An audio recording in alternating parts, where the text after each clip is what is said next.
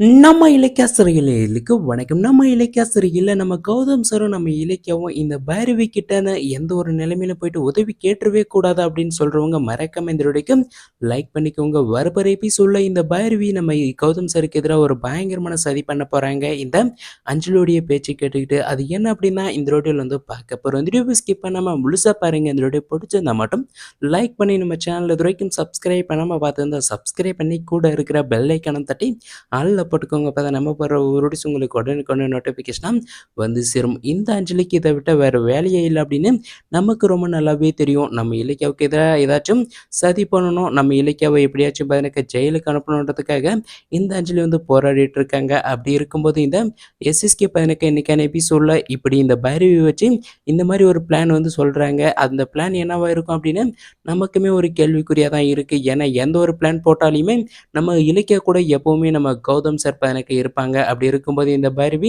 எப்படி நம்ம இலக்கியாவுக்கு எதிராக மட்டும் பிளான் போட முடியும்?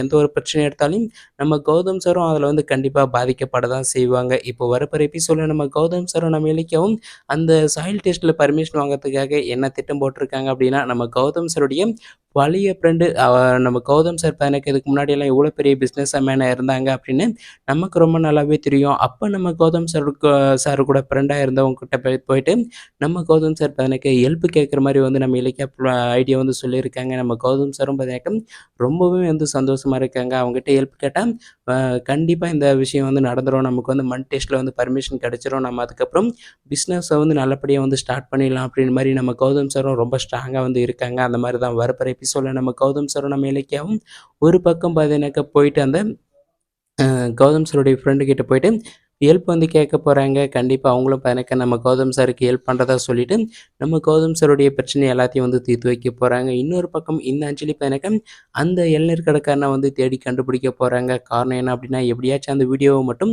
இந்த அஞ்சலிக்கு கிடைச்சேன்னா நம்ம இலக்கியாவை ஜெயிலுக்கு அனுப்புறதுக்கு ரொம்ப ஈஸியாகிடும். நம்ம இலக்கியாவை எனக்கு இந்த அஞ்சலி பிளான் போட்ட மாதிரியே வந்து ஜெயிலுக்கு அனுப்பிடுவாங்க. நம்ம இலக்கியாவை நம்ம கௌதம் சாரால் எனக்கு இந்த இப்போ இருக்கிற நிலைமையில மீட்டெடுக்கவே முடியாது அப்படின்னு இந்த அஞ்சலி வந்து நினச்சிட்டு இருக்காங்க. ஆனால் அப்படியெல்லாம் கிடையவே கிடையாது. இந்த அஞ்சலி என்ன நினச்சாலும் நம்ம கௌதம் சாரை பதினக்க மீறி நம்ம இலக்கியா மேலே கையை கூட வைக்க முடியாது. வரப்போற எபிசோடில் இந்த அஞ்சலி கண்டிப்பாக பல்பு தான் வந்து வாங்க போகிறாங்க. இப்போது இந்த பைரவி நம்ம கௌதம் சாருக்கு என்ன உதவி பண்ணுறா அப்படின்னு சொல்லிட்டு வர போகிறாங்க அப்படின்னா, நம்ம கௌதம் சார் பதினக்க அந்த சாயில் டெஸ்ட்டில் தான் வந்து பர்மிஷன் வாங்க முடியாமல் வந்து இருக்காங்க. அந்த சாயில் டெஸ்ட்டுக்கு நான் பர்மிஷன் வாங்கி கொடுக்குறேன். உன் பிஸ்னஸ்க்கு எல்லா வகையிலும் நான் வந்து உதவியாக வந்து இருக்கேன். நீ என் வீட்டுக்கு மட்டும் வந்துடு, நம்ம வீட்டுக்கு மட்டும் வந்துடு அப்படின்னு சொல்லிட்டு இந்த பைரவி இந்த சமயத்தை பயன்படுத்தி போயிட்டு வீட்டில் வந்து கூப்பிட போகிறாங்க மறுபடியும். அதுக்கு நம்ம கௌதம் சார் பார்த்தீங்கன்னாக்கா என்ன சமயத்தை பயன்படுத்திக்கிட்டு அந்த எஸ்எஸ்கேவும் அந்த அஞ்சலியும் வந்து சொல்லி அனுப்பி வச்சாங்களா, இதுக்கு காரணமே அவங்க தான். இங்கேருந்து ஒழுங்காக ஓடி போயிடுறேன்னா மட்டும் அந்த வீட்டுக்கு கண்டிப்பாக வரவே மாட்டான் அப்படின்னு மாதிரி சொல்லி நம்ம கௌதம் சார் கண்டிப்பாக இந்த பைரவியை அடித்து விரட்ட அது குறைய பார்த்தீங்கன்னாக்கா வீட்டு விட்டு வெளியே அனுப்ப போகிறாங்க. பார்க்கவே செமையாக இருக்க போது இந்த பைரவிக்கு இதை விட ஒரு செருப்படி கண்டிப்பாக இருக்கவே இருக்காது அப்படின்னு தான் வந்து சொல்லணும். வரப்போற எபிசோடில் நம்ம கௌதம் சார் நினச்ச மாதிரி சாயில் டெஸ்ட்டில் கண்டிப்பாக பர்மிஷன் வாங்க போகிறாங்க. வெயிட் பண்ணி பார்க்கலாம் அடுத்து என்ன நடக்குது அப்படின்ட்டு. தேங்க்ஸ் ஃபார் வாட்சிங் கைஸ்.